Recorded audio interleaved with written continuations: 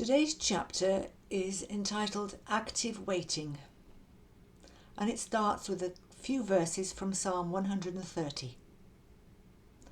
Out of the depths I cry to you, Lord. Lord, hear my voice. Let your ears be attentive to my cry for mercy. If you, Lord, kept a record of sins, Lord, who could stand? But with you there is forgiveness, so that we can, with reverence, serve you. I wait for the Lord, my whole being waits, and in his word I put my hope. I wait for the Lord more than watchmen wait for the morning, more than watchmen wait for the morning. Lent is a season of waiting for that future expectation, the resurrection. Most of us don't enjoy having to wait for things. When my youngest son was 4, we explained to him about the season of Lent, and then regretted it for the next 40 days.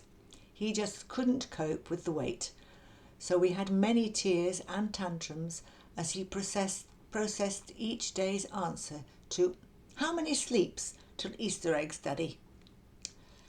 Perhaps the word wait is not so different from its homophone weight, W-E-I-G-H-T. There can be a heaviness about waiting.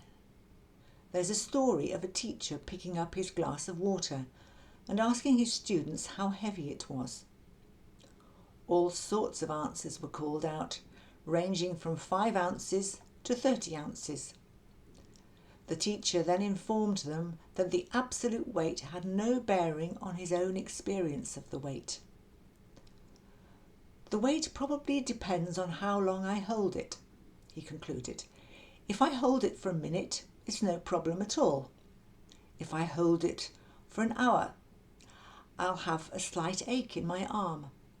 If I hold it for a day, then my whole arm will start to feel numb and paralysed. In each case, the weight of the glass doesn't change, but the longer I hold it, the heavier it becomes." Sometimes, when we are waiting for someone or something, it can be rather frustrating and wearisome, like an ache in the arm. It can, for example, be a somewhat unpleasant experience when we are waiting in a queue in a supermarket, or when we're waiting for a friend who's late once again. But waiting can also be far more serious and severe. Ultimately, waiting can weigh us down. It can be like carrying a heavy load for a long period. It can numb us and paralyse us when we are waiting for recovery from illness, for depression to lift, for light to break through grief, for test results, or for the hurt of broken relationships to heal. Nothing can completely take away the darkness of this difficult waiting. But in all our waiting, our faith can make a difference.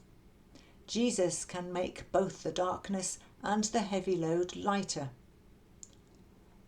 In this sense, waiting doesn't have to always be so frustrating or painful.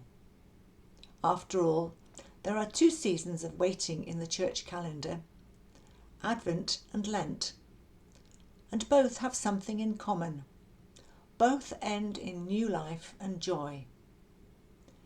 Interestingly, almost all the verses in the Bible that mention waiting do not relate it to heaviness, pain and oppression. Instead, they challenge us to view our waiting in a different way, relating waiting to hope. Perhaps this could be called active waiting, as our waiting helps us to truly find the kingdom in our everyday lives. Not that this active waiting will necessarily come naturally to us. Sometimes our waiting is looking forward in anticipation of a good event.